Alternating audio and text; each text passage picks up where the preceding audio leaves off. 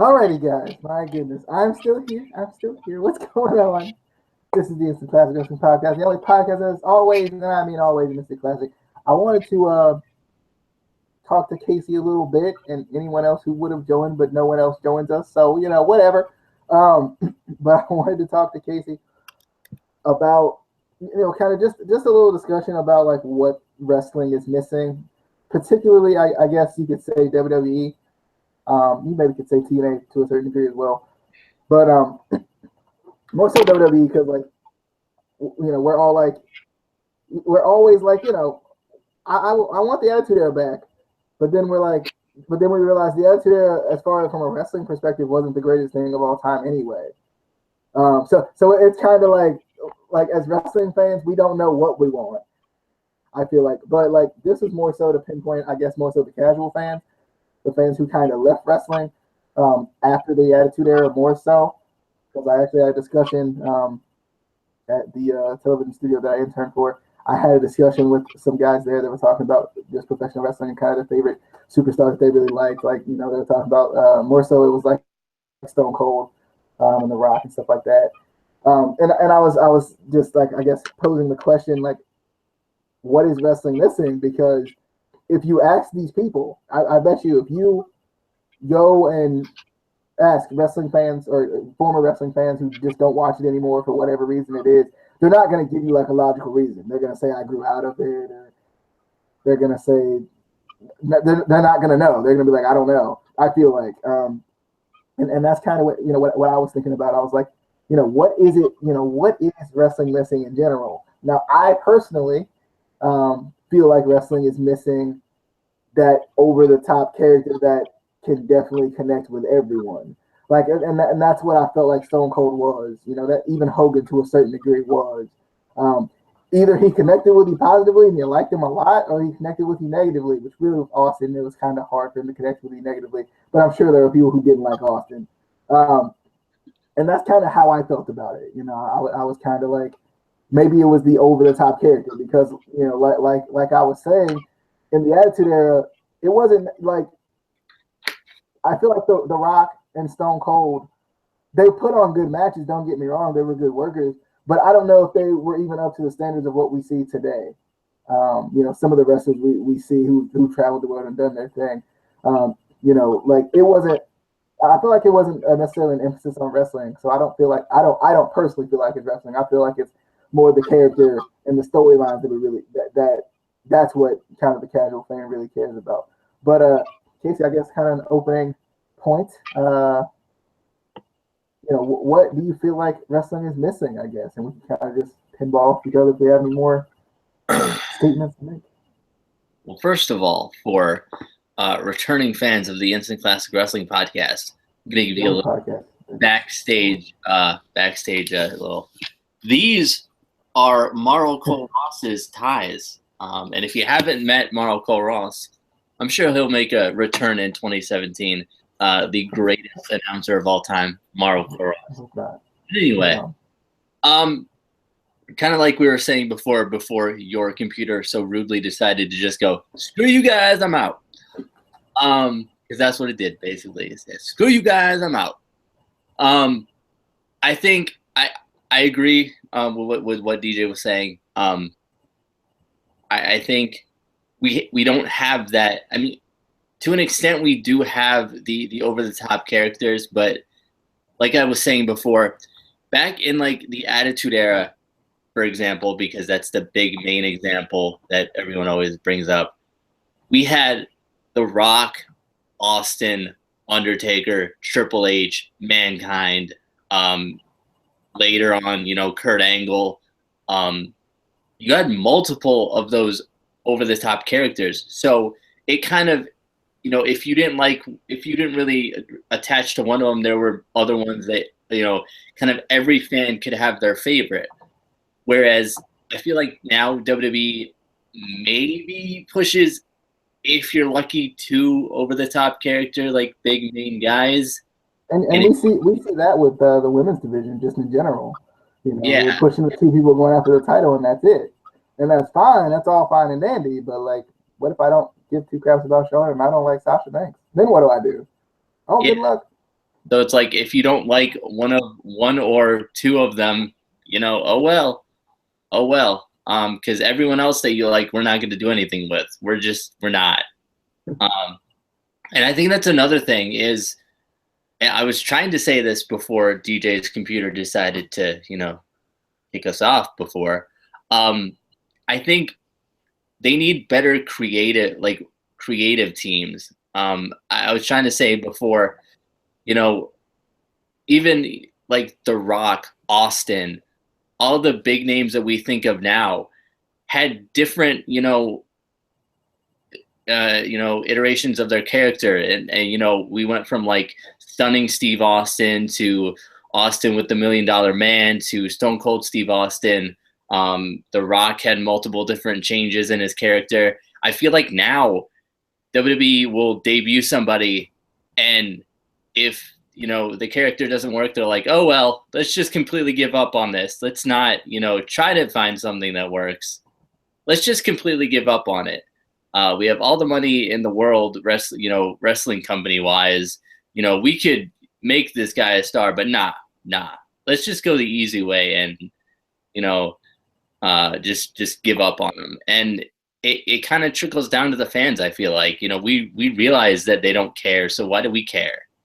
If you're not gonna, as much as, and I'm gonna kind of pick on DJ a little bit here. As much as he loved Bo Dallas in the beginning, if they continue to not care about Bo Dallas and not do anything with him, why do we care?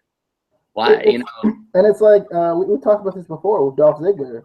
Like Dolph Ziggler, you can be the most talented guy in the world, but after a while, as a fan, when you continue to lose and lose and lose and lose and lose, I start to lose interest because, like, even with wrestling, you still want to see people who are going to win.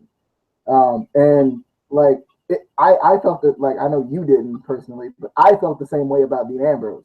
Like, even when he cashed in, I was like, because like it had just gotten to a point where he had, gotten this close, and like that's fine. That's a cool story to have.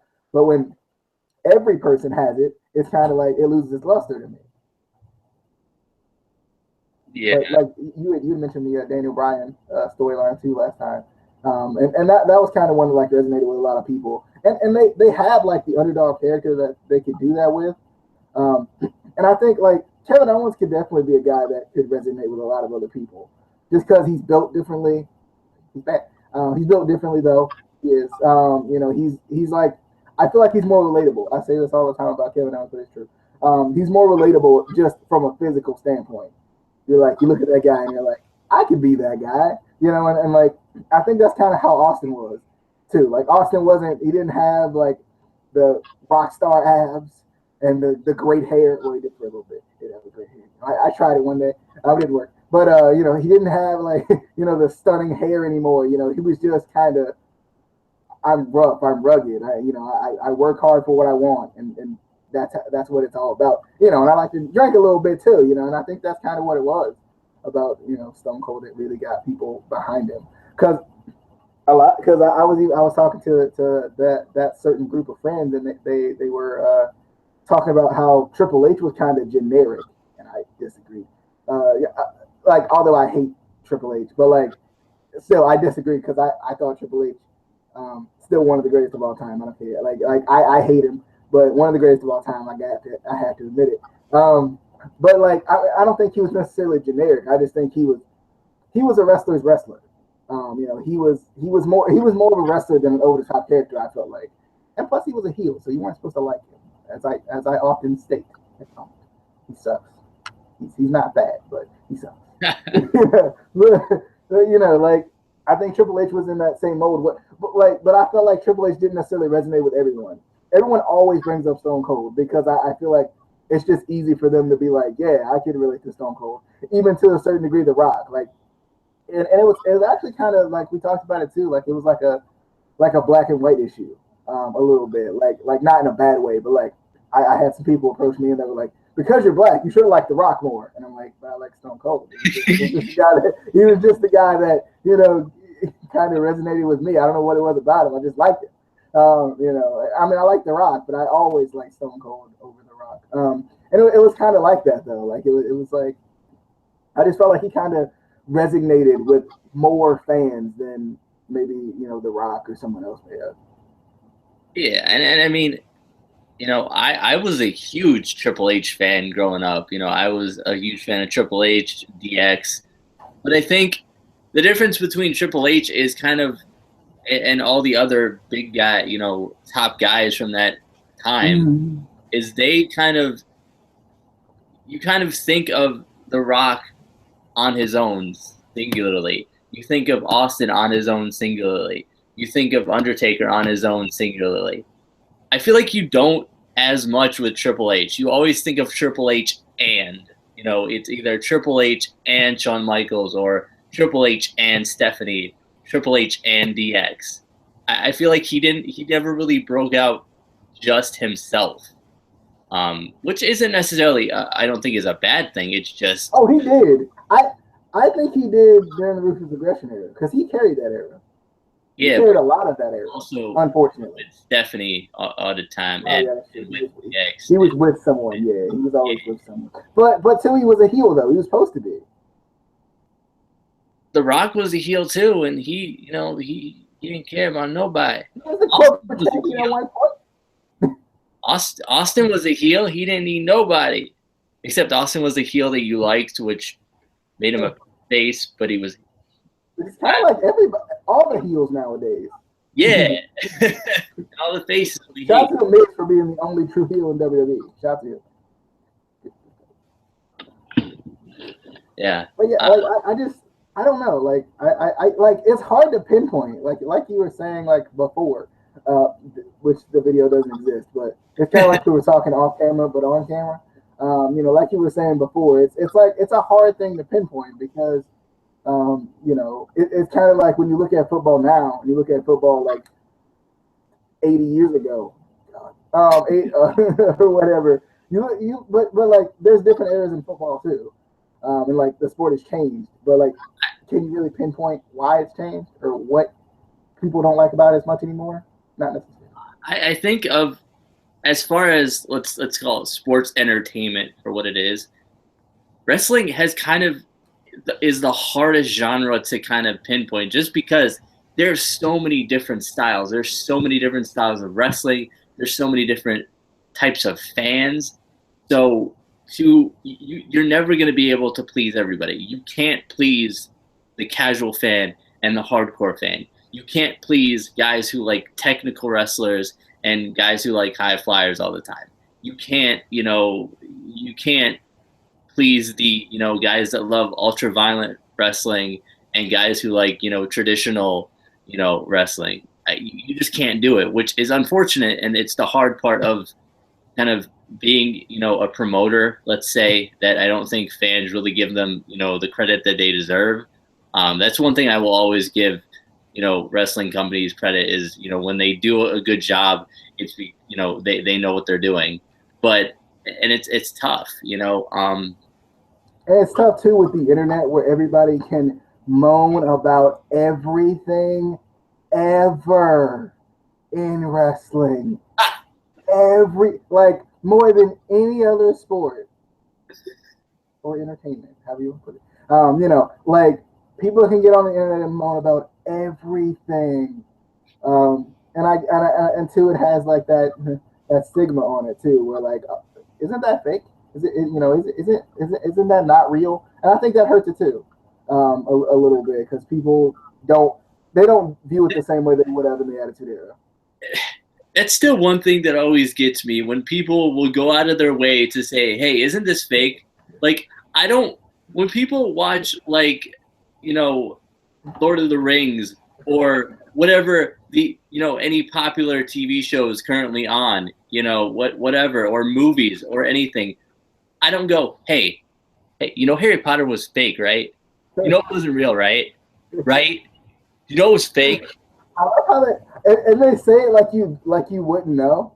Like they say it like they're like spoiling something for you or something like that. I almost said something Christmassy, but there may be kids watching. I don't want to say that. I'm gonna let the parents deal with that one at the right part of time. The Grinch. The Grinch. But yeah, like like I love how they they not only go out of their way, but they say it like you don't know it. It's like I break my leg. You know your leg's broken, right? Nah, bro. Nah. It just hurts a little bit, you know. Twist it to the side a little bit, you know. Same thing. I had no idea if I went and hit somebody with a steel chair that I would actually get arrested. I didn't know. I thought that was real. I did. I thought, I thought these guys hated each other, and I thought they literally wanted to kill each other. Okay, in some cases it is true. There's backstage drama, all that. But like Chris Jericho and everyone ever, this man hates everybody. And everyone ever. He's just an angry man. That's a good. He gotta wear this mask that the guy before him messed up for him already. Like I get it. If I was in car, I'd be really mad because they got this stigma on me too. Because of the man before me, it wasn't even me. Thank you, Mr. Cole. Poor sick car. But yeah, I mean, I think it's like you said, it's hard to pinpoint because there are so many.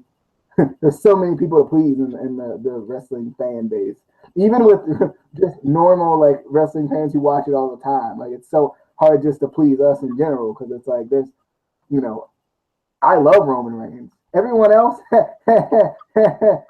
no, So like that's kind of how it is. Like I can watch Roman Reigns wrestle all the time. There's other people that can't stand him. Now I have my reasons for why. They have their reasons for why. And then the guy over there, all the way over, he has his completely different reason for why he doesn't like it. It's crazy, like how much goes into it. I feel like. And then there's me, who I always tend to like the mid card guys. The guys that never get a push or anything. Like freaking Sami Zayn, give that man up. You give him the Intercontinental title for a week, and I will be fine. For 1 week. He will be fine for at least 2 minutes. Like a day. I'll be good for a day, and then you gotta give him his automatic rematch clause, which he'll let you know he has, even though everybody has an automatic rematch clause. All right. We don't have any more to say about this subject, I suppose. I guess, we should end it here. Be sure to leave your comments / tweet us, whatever you do best. Talk to us about. So they don't know. They don't even. It's ICW_podcast. If they a loyal viewer of the podcast that is always of the instance, they would know. So they should already know. So people just don't get to know. If you knew the Classic Wrestling Podcast, we don't care, and you can't follow us on it. Where I want to put it though, I'm just wondering. Where people be like, bam, like we live. This ain't like some hokey pokey. Turn yourself around. That's what it's all about. So shut up. It made sense. It did. It made sense in my head, and that's all that matters.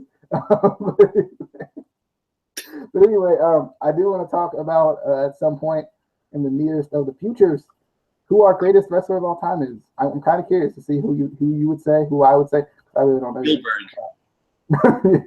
Grado. I'm going Grado. Grado. He's my boy. Grado. Shout out. That's my boy. You didn't find my Snapchat though. I'm just saying. Say to get on that. But yeah, I definitely want to talk about that. I know we got the Slammies coming up too.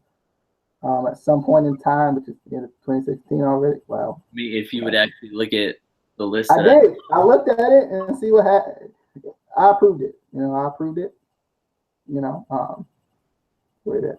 But anyway, we'll figure that out. We'll get the Slammies out for you sometime soon. I don't know who's gonna be on it. We should definitely get Rabbit on it. No. TNA Slammies.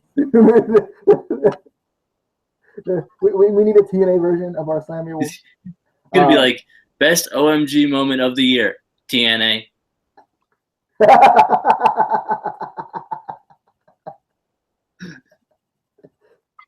the best OMG moment. It was the beast, the monster, Deanna. Greatest female wrestler of 2016, Taryn Terrell. She didn't even wrestle it. She was still the greatest. Taryn Terrell. All right. But anyway, we'll be doing that sometime soon. Hopefully by the end of the year. I don't know yet. Might do it like the beginning of next year. Well, I mean, we only got like a week left, so we got some days. We got a couple days. You know, we'll do it before the end of 2016, hopefully. But anyway, we hope you guys enjoyed. Be sure to follow the Twitter at ICW_podcast. Subscribe to us. You know, it's a button below the video. All you gotta do is click it. You know, just click. It says subscribe. It's all big and glorious and stuff. You know, so all you gotta do is red. Yeah, it's red, all red, everything. You know, it's there. You know, you gotta click it. You gotta push that button. That'll hook you up. Be sure to make sure you turn our notifications on too. So every time when we go live, you go live. Technically, because I mean, anyway, we're gonna leave. We gonna. That is not. It works. It works. And I forgot to wish the people Merry Christmas because the video did good stuff. Happy Kwanzaa. Happy on birthday. All that stuff. Whatever you celebrate, be sure to celebrate it to the highest degree. And wishing everyone who celebrates Christmas a Merry Christmas right now at this moment. If you watch it the day after, still Merry Christmas on that day too. It's Christmas whenever you watch this. It's live, so it works. Anyway, it's like SmackDown Live. It's just always live, so it's always Christmas when you watch this video. So yeah. But anyway, we do hope you guys enjoyed. We'll see you guys next time. We got the 6-pack coming sometime and whenever. I think are we pushing that back to next week? Yeah, we're pushing that back to next week. All right, so we'll push that back to next week. The favorite women's wrestlers. That gives you a chance to figure out what your favorite women's wrestlers are and send them to us at ICW_podcast. You do that right now. Right now. Be sure to check out our latest Who Do You Sign? Who was it? Do you remember?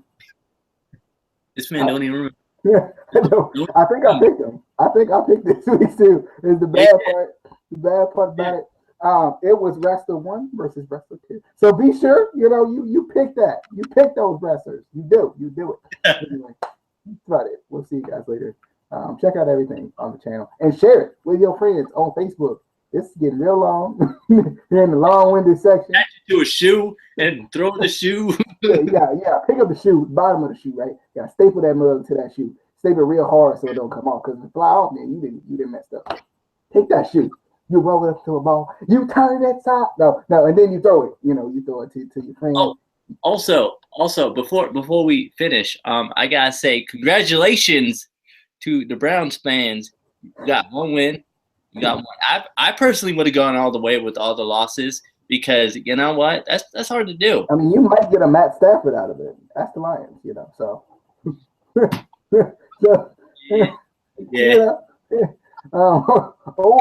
Or you might just be the Browns and continue to get the quarterback you've gotten over the past couple of Yeah. years.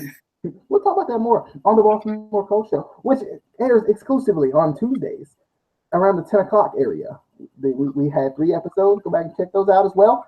But anyway, that's enough promoting everything else on our channel. We'll see you guys later. We hope you guys enjoyed. This was, once again, say it with me, baby, the Instant Classic Wrestling Podcast, the only podcast that is always, and I mean always, an instant classic. I forgot to get in the video. You're in charge of that. I'm going to need Casey to end the video sometime in the near future. I forgot about that.